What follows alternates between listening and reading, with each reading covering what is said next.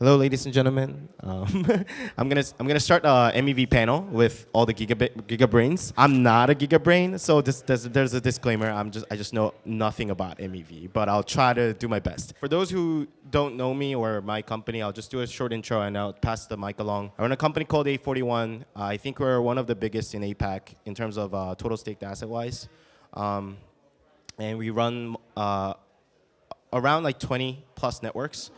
So if you guys are trying to stake, or if you guys want to collaborate, anytime you can just pick one who is wearing a A41 T-shirt, and we will be helping out for you. And today, I'll try to do my best to ask good questions, but I'll try to highlight what these guys are working on because these guys are the Giga brains. Let's start with Yuki. Hello, I'm Yuki, and I'm currently building this project called Sorella Labs. And mostly spearheading their research and the growth side of the business. And then also previously, when I met John, I was full-time working at this venture capital fund for Fenbushi Capital, where I was working as a research partner. Yeah, so that's kind of like my background there. My name is Alex Watts, and I'm the co-founder and CEO of FastLane Labs. What we do is provide smart contract-based MEV solutions for validators, sequencers, apps, you name it. Our major focus is on using smart contracts rather than infrastructure. Hey everybody, I'm Cutler from Blocknative. I got roped into this panel about 30 seconds ago, so we're gonna wing it. We've been building core real-time infrastructure for largely the Ethereum ecosystem for about 6 years, and we're increasingly focused on all things gas, actually very relevant to the last panel. And we were previously a block builder and relay in the MEV builder market, the Ethereum builder market, and we understand a lot of the microstructure of how the network works under the covers and how the theory that we think the way things work is often quite a bit different than the reality of how things work. And that creates all sorts of interesting opportunities and all sorts of interesting risks and challenges for everybody. So far, I think in Brussels, my experience with the separation of the crowd and the separation of the panel hasn't been that great, but it's fine. I think it's getting better. So my questions to you all of you would be, since we have only 30 minutes, will be like, what are you guys focusing on these days in terms of MEV? Because we're talking about the evolving landscape of MEV, and I hear mixed comments. Some people are telling me that MEV is evolving to totally different animal. Like Charlie Noyes from Paradigm is saying that, oh, everything is MEV, everything is about MEV, so sexy and stuff. Whereas sometimes when I talk to people who are actually researching about it, they tell me that nothing really has changed, for 9 months or 10 months or a year. So what are you working on these days, and what are you most interested in terms of MEV, and also what is the evolving part of it? Actually, this kind of leads into some of the work that I've been working on as well. So one of the core focuses that I have at Sorella is to essentially create a system that would make providing liquidity on chain more sustainable, which is to say that there are LPs for DEXs, and those LPs are suffering heavily from all those MEV, all of those arbitrage values that is being captured by third parties like proposers, validators, and searcher builders, right? Those people are picking off those values and then taking away from the hands of those LPs, and we are trying to basically create a system so that they can basically regain those values that they have lost. So that's one of the main focuses, and also the things that I've been working on to make sure that this can be more transparent in the future, because there's still a lot more, I guess, market awareness and education to be done, so that people will be more aware of this problem that exists around the DEX and LP dynamics that we see in the space. Specifically to the point about what Charlie has been tweeting a lot on Twitter lately.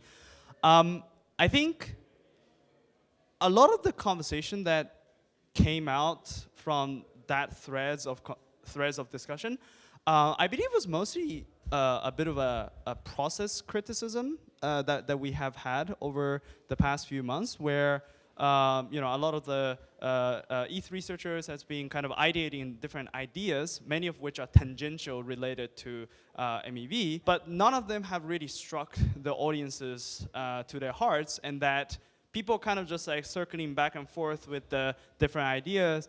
And then you have people like Charlie who may be a little bit frustrated / contrarian in a sense that he's just pointed out that, hey, we should stop circling around and then just get straight to the points. So I think that was, at least from my perspective, the intention of that call out.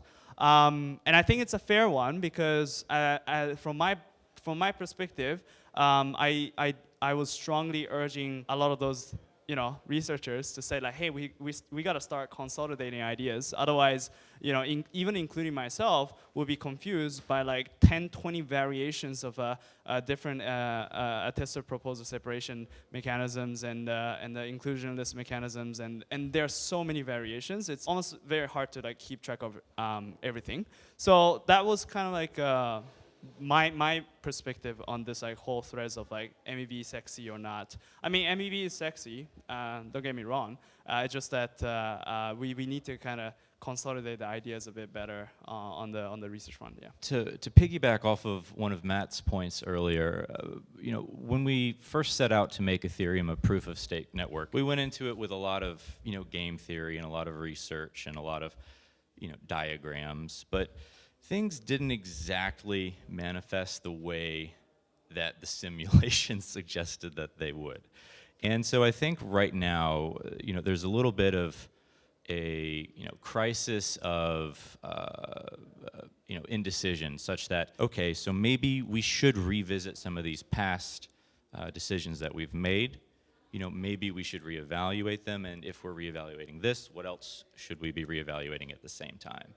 And I think from my point of view, one of the biggest drivers of a lot of this is just the growing awareness of many just fundamental problems that are inherent in all distributed decentralized systems that could invalidate some of the assumptions of many of the mechanisms that researchers were relying on. One such example, if you're listening to this panel, you've probably heard of PBS, or Proposer-Builder Separation. Proposer-Builder Separation has a commit reveal mechanism. Builder or a validator will commit to a block, there will be a delay, and then later the block will be revealed. But what if we have 2-second or 1-second long block times? Is there enough time with these short duration blocks to even have a commit delay reveal mechanism? And what happens if we have hundreds or millions of validators, all of whom have to communicate? And there's just quite a few of these just fundamental problems that we have to reevaluate, and it's going to be really interesting to see how this all pans out. Interesting different perspectives. I would say MEV is everything all of a sudden. Someone's, blocking my sunshine. Oh, you're front running me, MEV, right? And like literally, I've heard it described as just like anything that has any edge. Oh, it's MEV, right? I've been in the MEV game for a long time, and I'm a conservative MEV guy, which is MEV means something very specific, which is the explicit manipulation of ordering to create economic advantage. Okay, very simple. Like you reorder things. And by reordering, someone has an edge, right? And it turns out that MEV is quite pervasive. Like MEV exists in airline ticketing, it exists in concert, it exists in Google search, and of course it exists in blockchains, right? What we're seeing is this used to be a super dark art and like whispered about, and there were a few experts and there were shadowy supercoders, and now it's like everybody, swing a dead cat around here and you find 15 MEV experts. So the good news is it's not anywhere near the dark art that it was. The good news is there's a huge amount of research. The bad news is it's noisy and there's a lot of cacophony. The thing I will say is there are many negative externalities of this MEV, of this manipulation, and it's introducing instability in all the networks as we go forward. And so we at Blocknative are tracking right now some instability in the base fee that's being created by the rise of privately transmitted transactions. So you have public mempool transactions, you have private mempool transactions. Recently, we published that the private mempool transactions are now 30% of the total network. And there are many who are celebrating this, like yay, hooray for privacy, but actually that creates all sorts of other down the line problems that affects every user of the network because it introduces instability into the base fee itself. So I think that the nature of MEV is it continues to evolve, it continues to have impact, and it continues to be an active area of research. And I think we're going to be talking about this next ETHCC and the ETHCC after that and the one after that too. And eventually it'll just be called ETHMEV because that's all we're going to talk about. But anyways, no, joking. But anyways, that's sort of my view on the evolving conversation on MEV. Let me get back to Alex for real quick, because I think both of you actually like explained about what you guys are doing, like at Sorella and Blocknative, but Alex hasn't really mentioned about his work at FastLane these days, and what are you like focusing on as a FastLane? So I'll just like give you a little bit of a time for that. So the big thing for us is that we want to look at ways to bypass many of these just fundamental, distributed systems problems that are inherent with MEV. There's a lot of externalities, particularly around, private order flow, particularly around, having an entire network on top of another network just to sequence transactions. Like these things have overhead, they add middlemen, they add, latency, they have costs to them, maybe a token or two, that can be good. But at the end of the day, like we have a lot of these extra parties, but what benefit is the user really getting? And so for us, what we've been really focused on is augmenting and improving the FastLane system, which is already the most decentralized, most trustless MEV system out there, point blank. And making it even more efficient and more resilient so that we can like hyperscale by using smart contracts. And the general idea is rather than having infrastructure running somewhere trusted to do something, which maybe we can verify it does it, but verifying that it does it takes time. We just say, hey, let's just do this with a smart contract. As a newbie validator, like when we hear about like MEV, like, I think like, even when I have a discussion with our tech team too, it's like a lot of the software that we use as a validator, like for example, like clients, I think we've been testing out with like other validators. It's kind of like open source. Whereas when it comes down to like what builders and searchers are doing, or I guess for relays, it could be a little different, but like a lot of the software on that side of the forest, it's very closed source from our point of view. And when you think of the whole like block building as a whole, like the process, it's kind of scary for us sometimes. Maybe because we're newbie, but like, how do we rely on those actors for their like software? Like how is it evolving even? Like we're always kind of curious about that part. Yeah, so I think one thing I would say is like within assuming that you are partaking in the PBS and that you're going to be using Relay. I think one thing is important to mention this like trust chain that we are establishing within the current like validator system. We have the validator, and then in the middle we have the relays, and then on the end we have the builders, roughly. And who you're actually trusting in this case is really it's the relay, because that's where you are doing this commit and reveal things that Alex was talking about. And when you do this kind of commit and reveal, there's the trust, and that you're trusting that the relays are not gonna basically somehow modify, unbundle some of the trades and they fix around stuff. Like, hopefully that wouldn't happen. Which is why there's a strong trust assumptions around the existing relays that is running in the space, which there are around 7 right now, 8 maybe, but the bigger ones are only 3 or 4.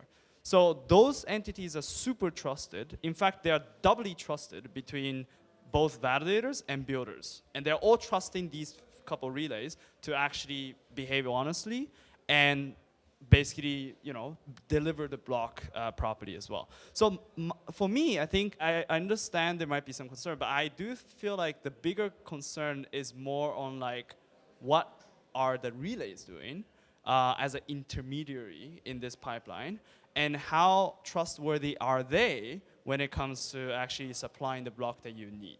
That's my current take on this. So just to rewind a little bit, with the advent of the merge, there's the option for a validator to outsource block production via a system today known as MEV Boost. So you can build the block yourself internally, or you can outsource it via MEV Boost. The MEV Boost sidecar is open source, so that is inspectable. But on the other side of MEV Boost is a whole trust chain that Yuki mentioned. And the simple question is, why would you outsource block production? And the simple answer is they build way more valuable blocks. Yes. Like a lot more valuable blocks. And it turns out, we're about to release some research, it's actually better for the network, because when you have altruistic blocks or self-built blocks, they're artificially small. and they actually introduce instability in the base fee that I talked about before. So there's actually some negative externalities right now of self-building blocks, which seems completely counterintuitive. But at the end of the day, it turns out it's really hard to build a valuable block because you need all this proprietary private order flow. You need relationships with the folks who have that. You need relationships with searchers, and you need very sophisticated sorting and matching algorithms to sort of assemble this highly multivariate problem in real time. There's a whole series of steps to go through. The bad news about that is there's only a couple of builders that matter. So basically, 90% of the blocks on Ethereum are built by one of three entities. They're known as Beaver Build, Titan Builder, and rsync. And so it is a point of centralization on the network, and it is an area which can introduce things like censorship, right? Imagine you have a bad relationship with one of the builders and they decide not to include your transactions, which is not really likely, but imagine you're doing a strategy that competes with one of their strategies, and they go, oh, rats, we didn't get your transaction in time. That's too bad. You know, guess who won? We did. And so there's a lot of economic incentive to introduce manipulation. There's also a lot of backroom deals going on. So I could be an OFA. I could have a backroom deal with the builder. So an OFA is a private venue order flow auction. I could quote everybody a gas price. They would pay the gas price. I would pass that along to the builder, and then the builder actually kicks me back a rebate, because actually I overcharge everybody for gas. And so now as an intermediary, there's incentives to maybe not represent the gas price in ways that might be so easy, might not be easy for the participants to detect. And so you wind up with this sort of never-ending spiral of who's who, what's going on here, who's got whose best interest in mind, and am I being screwed over? And the answer is you're probably being screwed over a little most of the time, but sometimes you get screwed over a lot, and that's bad for participation on the network. But there's another way.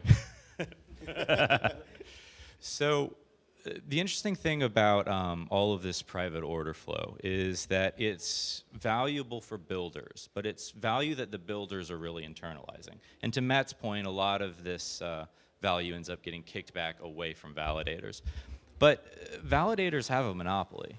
They, right now, are the only block proposer. They have a proposer monopoly, as it's called. And this means that if they don't want to participate in this commit reveal scheme, and if a group of validators, perhaps even the entire network, get together and say, hey, we're not going to do this commit reveal scheme, we want to see everything, then all of a sudden there's no more private order flow. There's no more value being internalized by this rent-seeking middle party. I say that, I'm like good friends with all the builders, by the way. They're like really good people. But it's a source of value that is leaving the validators and going towards other parties when it doesn't have to. It also creates centralization vectors.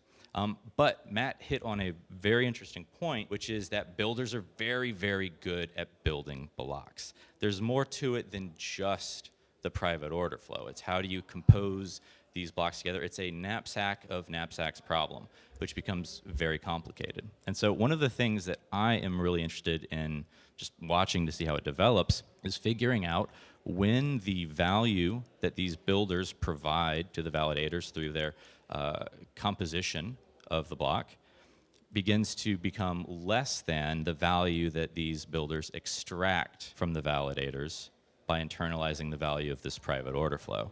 And when we do get to that point, and I do think it's inevitable, I expect what we might find is that all of a sudden, things like commit reveal, proposer builder separation are no longer incentive compatible for validators because they would in fact make more by auctioning off all of the order flow that they have to have.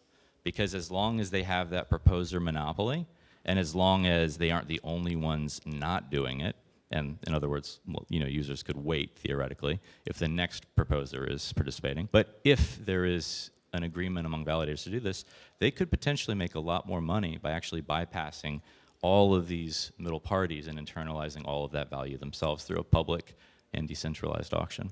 I want to kind of like in just a different angles to this conversation here, because so at Sorella, one of our core belief is to essentially internalize, as Alex have kind of alluded to, internalize a lot of those values within the application layer. So that's kind of like where we are striving for, because if we can try to internalize within our stack, let's say we're building some sort of like DEXs, or it could be any dApps really, like in general. If the application itself can internalize a lot of those values, it actually leaves a lot of headache for the base layer protocols to kind of handle all of that. Like base layer, our Ethereum protocol itself are basically like a 5-dimensional chess that they're playing.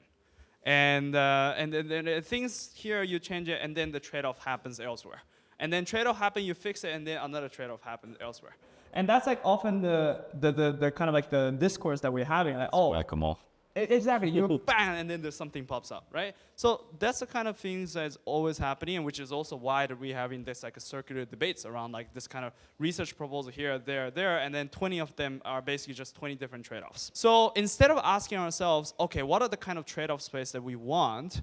One views that we are trying to pose in the market is to say that, hey, we could come and try to help / alleviate those problems by essentially proposing this mechanism that would internalize those values on the app layer so that the base protocol itself can kind of remain a bit more relaxed in terms of like fighting off some of those like very negative externalities. Moving on a little bit, like, I want to revisit like Yuki's point. It's still like lingering in my head. One of the only things that we are trusting at the MEV supply chain, or like whatever you want to call it, like right now, is basically reliance on relay from the validators' perspective and from the builders too. I think we have seen 2 or 3 times, I don't think it was Blocknative, I won't name, but I think there were some incidents that it wasn't. I think there were some incidents that proposers like ourselves were blindly just submitting the blocks that were forwarded to us through relays. And because of that, there were like certain incidents where like people were like frustrated, like, oh, who should be paying for this? Like, who should be paying for this? Like slashing, or what happens to this ETH that is like just lingering there, like. So if that is the case, it was like February and March, as far as I remember, and we're July. So, and I don't think there has been a significant improvement yet over that area, and we're still not fighting over, but there are so many discussions like happening around, as Yuki pointed out, and Alex pointed out, and Matt pointed out, like, it's inclusion lists and all that. It's just like all the discussions are going on. Yet, how are we going to like? Are we still going to just rely on or keep this scheme or structure of us like relying on relays?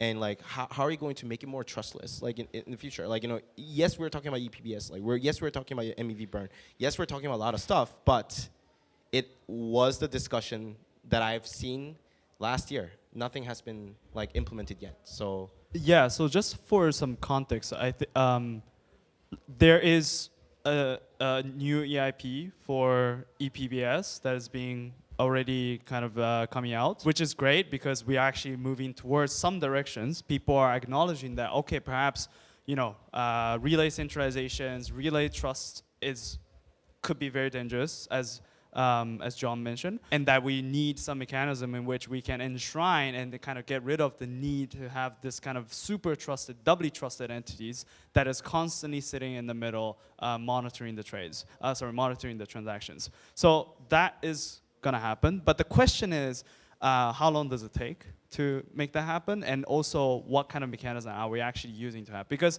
for those who might have seen a lot of the EPBS conversation, as far as I'm aware, there's like 4 or 5 variations of different EPBS out there, and many of them are fairly complex and could add a lot of like complexity overhead to the Ethereum-based protocol that could even endanger the liveness of the protocol itself. So that still has a lot of big question there, which I, again, like, not sure where exactly we're gonna land on. One thing that I do want to point out is the short term, like for the foreseeable future, what's gonna happen. I think we already seen relay centralization.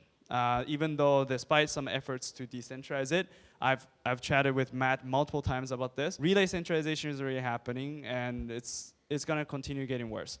That's kind of, to some extent, unavoidable. And then with that, we basically until we actually have an EPBS, we're just gonna have a very, very trusted, relying basically the relay propagations on essentially like 2 or 3 entities to hopefully that the chain would run smoothly. So I think that's the state we are in, which is not great. Hopefully we'll get better with the EPBS, but again, it's still very much up in the air, and I don't know when exactly we can have a different future. So just a couple of thoughts. So like, why relays? Relays protect builders from malicious validators and protect validators from malicious builders. So there's a whole bunch of reasons, but fundamentally, it's really easy for a builder to grief a validator, and it's really easy for a validator to steal all the value from a builder. And so you need some sort of intermediary to ensure that in an adversarial network that these sort of abuses can't happen. There have been exceptions. There was a bug in relay software. There was a couple of MEV bots that got taken for about $25 million. The people who executed that got identified, and now they're being prosecuted. There's a whole saga about that. There's sort of 2 interesting dimensions to all of this. Is one, there is ongoing research called ePBS and Shrine PBS, which is designed to put the relay effectively inside the network and remove that trusted party. But at the same time, what happens right now, it's actually really interesting, is MEV Boost is a sidecar that allows a specific commitment to be made outside of the protocol. And that commitment is the validator will commit to a certain block and block header. That's now being generalized. So there's a whole new initiative underway, which I really encourage people to check out, called Commit Boost. And the idea there is to generalize the notion of validators being able to make commitments, an arbitrary commitment. So you would have one sidecar that would then have plugins that you could do all sorts of interesting commitments. So like, what does that look like? That looks like pre-confirmation, where basically via something like Commit Boost, you could enable pre-confirmations, which is, hey, I want to pre-confirm a transaction in the current block, or I want to reserve space in a future, and up to 32 blocks in the future, which is pretty cool. And so you're having some sort of parallelization of this.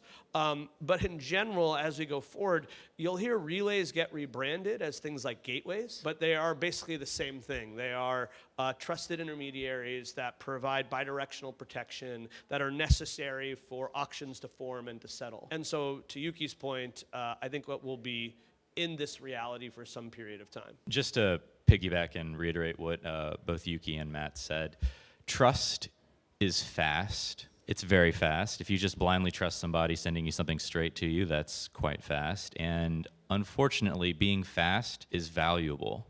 And I think that the problem with decentralizing these systems is that A decentralized version of these things will be slower and will therefore generate less value for the participants. And I think that is that's like a physics problem. That's like speed of light. And I agree with both Matt and Yuki. I think that we definitely still have some more mechanisms to design until we can get over that fundamental hurdle. Thank you so much for listening to us. I think like 841 will be also participating in the Commit Boost research with certain other operators as well. Yeah, all of us are trying to contribute a lot more to the ETH ecosystem. So if you guys are trying to collaborate with us, just grab us and we can have a chat. Thank you so much. Thank you. Thank you.